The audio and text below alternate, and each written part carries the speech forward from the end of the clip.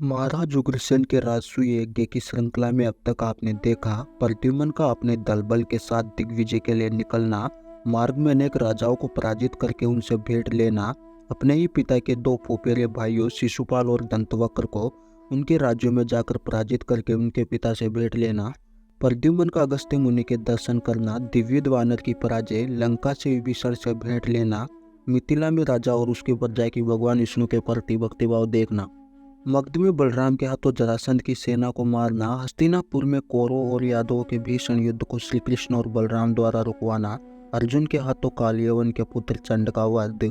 इन सभी वीडियो का लिंक नीचे डिस्क्रिप्शन बॉक्स में और चैनल की प्लेलिस्ट में मिल जाएगा। वीडियो में आगे बढ़ने से पहले आप चैनल पर पहली बार आए हैं तो चैनल को सब्सक्राइब करके बेल आइकन का बटन प्रेस कर दीजिए। कैलाश पर्वत के 500 भाग में बाणासुर का निवास स्थान शोणितपुर था। वहां प्रद्युम्न अपनी यादव सेना को लेकर गए। यदुवंशियों को पुनः आया देख बाणासुर का बड़ा क्रोध हुआ। उसने 12 अक्षौणी सेना के द्वारा उनके साथ युद्ध करने का विचार किया। इस समय शिव जी नंदी पर सवार होकर माता पार्वती के साथ बाणासुर के पास आए और उसे श्रीहरि की महिमा के बारे में बताया और साथ ही कहा, अनिरुद्ध तो तुम्हारे दामाद ही है, मैं तुम्हें युद्ध के लिए आज्ञा नहीं देता। और भगवान शिव के समझाने पर बाणासुर ने अनिरुद्ध को बुलाकर उनका पूजन किया और दहेज दिया। सादर पूजन करके बाणासुर ने उन महात्मा को 10,000 हाथी, 5 लाख रथ तथा 1 करोड़ घोड़े भेंट में दिए। वहां से प्रद्युम्न अपने यादव सैनिकों को लेकर अलकापुरी को गए। वो पूरी यक्षराज कुबेर की पूरी थी। यक्षराज कुबेर ने प्रद्युम्न को भेंट नहीं दी, यद्यपि वो श्रीहरि के प्रभाव को जानते थे, लेकिन उन्होंने अपने अहंकार के कारण प्रद्युम्न को भेंट देना स्वीकार नहीं किया। उन्होंने युद्ध करने का ही विचार किया। उसी समय कुबेर जी का भेजा हुआ दूत हेममुकुट प्रद्युम्न के पास आकर सभा में मस्तक झुकाकर उनसे इस प्रकार बोला। हेममुकुट ने कहा, राजन यदुकुल तिलक अलकापुरी के स्वामी अधीश्वर लोकपाल राजराज कुबेर ने जो संदेश दिया है उसे आप सुनिए। जैसे स्वर्गलोक में प्रभु इंद्र देवताओं के राजा कहे गए हैं, उसी प्रकार भूतल पर एकमात्र मैं ही राजाओं के महान अधिराज होने के कारण राजराज कहा गया हूँ। यद्यपि मेरा धर्म मनुष्यों के ही समान है, तथापि भूतल पर राजाधिराज ने सदा मेरा पूजन किया है, इसलिए उग्रसेन को ही मुझे उन उत्तम भेंट देनी चाहिए। इसलिए मैं यदुराज उग्रसेन को कदापि भेंट नहीं दूंगा।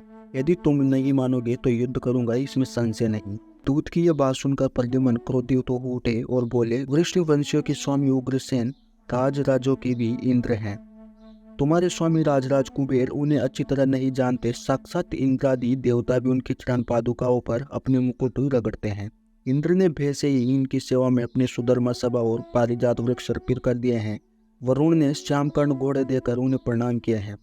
इन्हीं डरपोक राजराज ने उनके पास नवो निधियां पहुंचाई है, फिर भी उन्हीं महाबली महाराज को ये राज नहीं जानते। उन यादव राज की सभा में असंख्य ब्रह्मांडों के अधिपति साक्षात परिपूर्णतम भगवान श्री कृष्ण स्वयं विराजते हैं।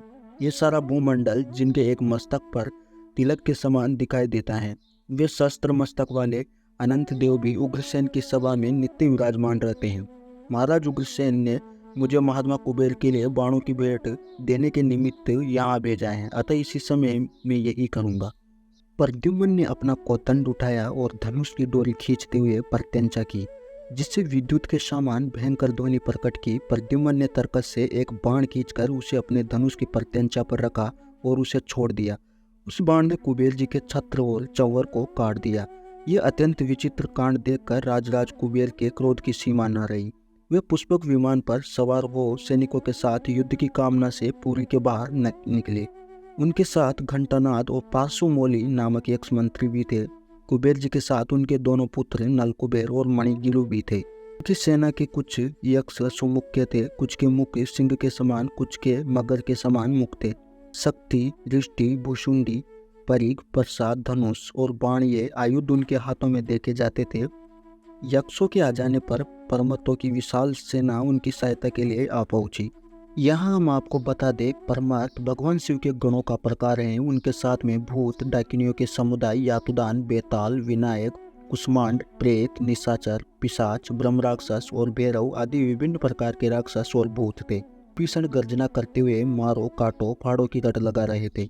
मोर पर बैठे हुए स्वामी कार्तिकेय तथा चूहे पर चढ़े हुए गणेश जी डमरू की ध्वनि के साथ वीरभद्र को लिए सबसे आगे आ पहुंचे। परमतगण उन दोनों के यश का गान कर रहे थे। इस प्रकार पुण्य जनों का यादवों के साथ तुमुल युद्ध आरंभ हुआ, जो अद्भुत और रोमांचकारी था। रति रतियों से, पैदल पैदलों से, घोड़े घोड़ों से और हाथी हाथियों से परस्पर जूझने लगे। रथ, हाथी, घोड़े और पैदलों के पैरों से उठी हुई धूल ने सूर्य सहित आकाश मंडल को ढक दिया। मणिग्रीव ने बाणों द्वारा यादव सेना का विध्वंस आरंभ किया। श्री कृष्ण और सत्यभामा के पुत्र चंद्रभानु ने 5 बाण मारकर मणिग्रीव के कोदंड को खंडित कर दिया तथा 10 बाणों से उसके रथ का छेदन करके बलवान चंद्रभानु गण के समान गर्जना करने लगे।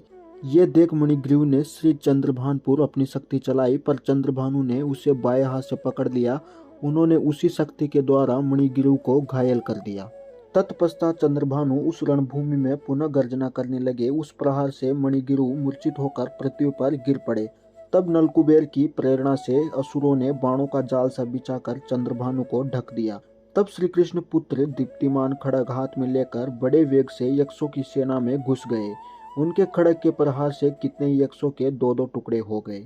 उस समय यक्ष सैनिकों में हाहाकार मच गया। तब नलकुबेर धनुष के टंकार करते हुए बहुत ऊंची पताका वाले रथ पर सवार हो वहां आ पहुंचे और डरो मत यूं कहकर अपने सैनिकों को अभ्यदान देने लगे। नलकुबेर ने 5 बाणों से कृतवर्मा पर, 10 बाणों से अर्जुन पर और 20 बाणों से दीप्तिमान पर प्रहार किया। तब कृतवर्मा ने अपने 5 बाणों द्वारा नलकुबेर को करारी चोट पहुंचाई। वे बाण नलकुबेर का कवच फाड़कर शरीर को छेदते हुए धरातल में समा गए। कृतवर्मा के बाण से अंग विदीर्ण हो जाने के कारण नलकुबेर को मूर्छित हुआ। ये देख सारथी हेममाली उन्हें रणभूमि से दूर ले गया। घंटानाद और पार्श्वमौली कुबेर के ये दोनों मंत्री अपने बाण समूहों से यादव की सेना को घायल करने लगे। तब अर्जुन ने उन मंत्रियों के बाणों के उत्तर में बहुत से बाण चलाना आरंभ किया और 2 योजन के घेरे में पिंजरा सा बनाकर दोनों मंत्रियों को घेरे के अंदर कर लिया। वे दोनों मारे गए। ये जानकर यक्ष सेना तत्काल युद्ध छोड़कर भाग चली। उसी समय डाकिनियां रणभूमि में हाथियों को उठा उठा कर फेंकने लगी। मनुष्य, घोड़ों तथा रथियों को अलग अलग मुंह में डालकर चबाने लगी। एक एक मानव के पीछे एक एक भूत लगा था। 10 के साथ 10 भूत दौड़ते दिखाई देते थे। परमत गणों ने लोगों को मारा और गिराया। यातुधानियां रणमंडल में नरमुंडकों को चबा रही थी। वेतालगण कप्पर में बहुत सा रक्त ले लेकर पी रहे थे।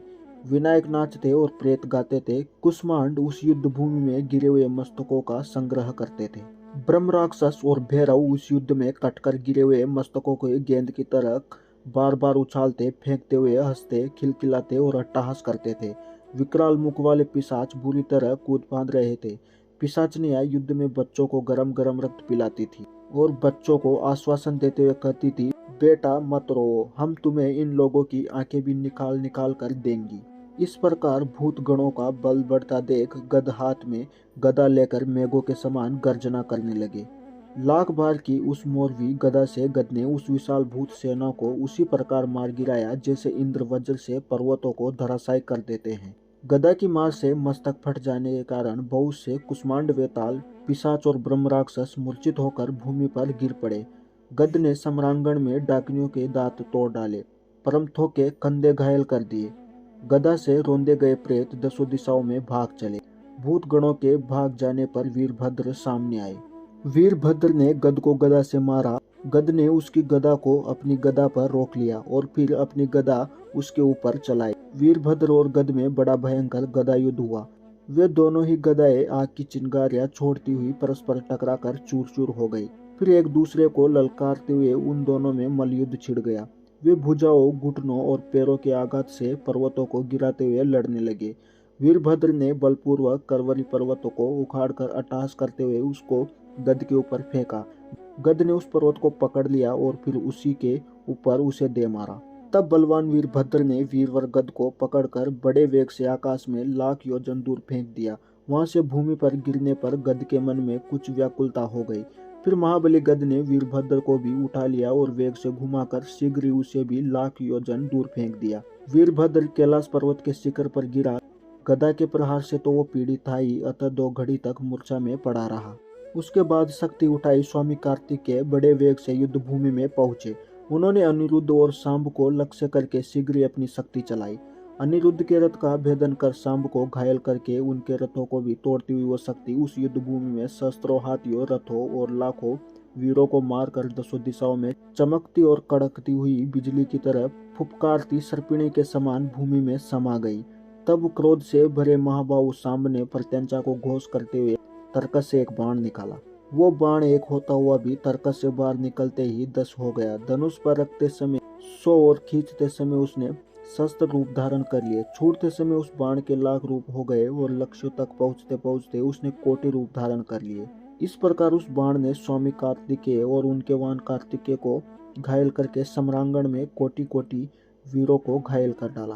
कार्तिकेय के घायल हो जाने पर चूहे पर चढ़े हुए गणेश्वर गजानन वहां आ पहुंचे। कई यादव सैनिकों को सूंड में लपेटकर उन्होंने अपने अंकुश की मार से उनका कचूमर कर दिया। कभी अपने पर्से से कई यादव योद्धाओं का संहार किया। पैदल सैनिकों, हाथियों, घोड़ों तथा रथ समूह से युक्त चतुरंगिणी सेना को धराशायी करके रथ सहित सांब को पकड़कर उन्होंने युद्धस्थल से दूर फेंक दिया। उन्हें देखकर यादव योद्धाओं सहित प्रद्युम्न के मन में बड़ा विस्मय हुआ। उन्होंने अपने पुत्र अनिरुद्ध से गणेश जी के वाहन मूषक को युद्धभूमि से बलपूर्वक मार भगाने को कहा।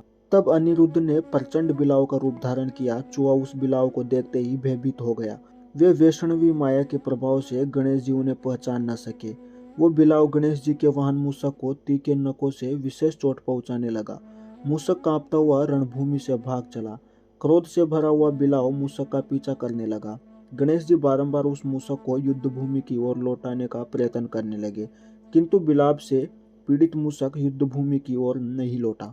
गणेश जी को पीठ पर लिए वो मूषक जहां जहां गया वहां वहां बिलाव भी उसका पीछा करता रहा। इस प्रकार मूषक सहित गणेश जी जब सुदूर दिशाओं में चले गए और उनके पक्ष के सभी पर्वतगण विचलित हो गए, तब पुष्पक विमान पर बैठे हुए कुबेर ने अपनी माया फैलाई। अपना दिव्य धनुष लेकर महेश्वर को नमस्कार करके उन्होंने मंत्री सहित कवच धारण किया और बाण समूहों का संधान किया। उसी समय आकाश में प्रलय कालिक मेघा छा गए।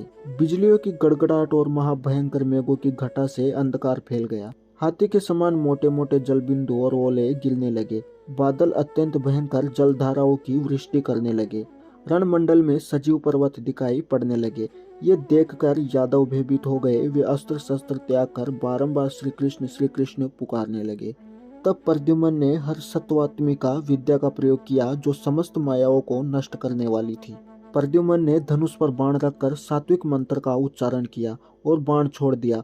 उस बाण ने कुबेर की माया को नष्ट कर दिया। यह देख पुष्पक पर बैठे हुए राजराज कुबेर भयभीत हो कांप उठे और यक्षों के साथ सम्रांगण से भागकर अपनी पुरी को चले गए। देवता लोग प्रद्युम्न के ऊपर फूलों की वर्षा करने लगे। समस्त यादव जय जयकार करते हुए हर्ष के साथ हंसने लगे। उस समय अत्यंत हर्षित होकर राजराज कुबेर हाथ जोड़ भेंट लेकर शीघ्र ही प्रद्युम्न के सामने आए। कुबेर ने विश्वकर्मा का बनाया हुआ विष्णुदत्त नामक एक विमान भी दिया जिसमें मोती की झालरें लटक रही थी। उसकी ऊंचाई 8 योजन और लंबाई चौड़ाई 9 योजन की थी। उसमें लाख लाख ध्वज और कलश लगे हुए थे। वो इच्छानुसार चलने वाला विमान सुवर्ण में शिखरों से सुशोभित तथा शस्त्रों सूर्य के समान तेजस्वी था। उसके अतिरिक्त शस्त्रों कल्प वृक्ष, सैकड़ों कामधेनुएं, 100 चिंतामणियां तथा 100 दिव्य पारस पत्थर भी कुबेर ने दिए, जिनके स्पर्श से लोहा भी सोना हो जाता है। छत्र, चंवर और सोने के सिंहासन भी 100 की संख्याओं में भेंट किए। दिव्य पदों की सुंदर केसरों से युक्त माला दी। 100 द्रोण अमृत, नाना प्रकार के फल, रत्न जटित सोने के आभूषण, दिव्य वस्त्र, दिव्य कालीन, सोने चांदी के करोड़ों सुंदर पात्र, अमोघ शस्त्र तथा कोटि सुवर्ण मुद्राएं भी भेंट की। तत्पश्चात महाबाहु प्रद्युम्न बहुत सी धुंदुभियों का घोष फैलाते हुए सारी सेनाओं के साथ प्राज्ञ ज्योतिषीपुरी को गए। वहां भौमासुर के पुत्र नील ने उनके पराक्रम को जानकर तत्काल उन प्रद्युम्न के लिए उपहार सामग्री अर्पित कर दी। प्राग ज्योतिषपुरी के द्वार पर दिव्यद नामक महाबली वानर रहता था, जिसे पहले प्रद्युम्न ने बाण मारा था। उसने रोष के आवेश में उठाकर अपने दांतों और तीखे नखों से बहुत से वीरों और घोड़ों को घायल कर दिया और भोए टेढ़ी करके वो जोर जोर से गर्जना करने लगा। उसने बहुत से रथों को अपनी पूंछ में बांधकर खारे पानी के समुद्र में फेंक दिया और दोनों हाथों से 35 हाथियों को पकड़कर बलपूर्वक आकाश में उछाल दिया। प्रद्युम्न ने उस वानर को शत्रुता के भाव से युक्त जानकर उसके विरुद्ध धनुष द्वारा एक बाण चलाया। उस बाण ने उसे सहसा उठाकर बलपूर्वक आकाश में घुमाया और किष्किंधा में ले जाकर पटक दिया। आज की वीडियो में इतना ही। यदि आपको हमारी मेहनत पसंद आ रही है तो वीडियो को लाइक और ज़्यादा से ज़्यादा शेयर करें। चैनल पर पहली बार आए हैं तो चैनल को सब्सक्राइब करके बेल आइकन का बटन प्रेस करें। अगली वीडियो में यादवों और वानरों के रोमांचित युद्ध का वर्णन करेंगे। जब तक के लिए जय श्री कृष्ण।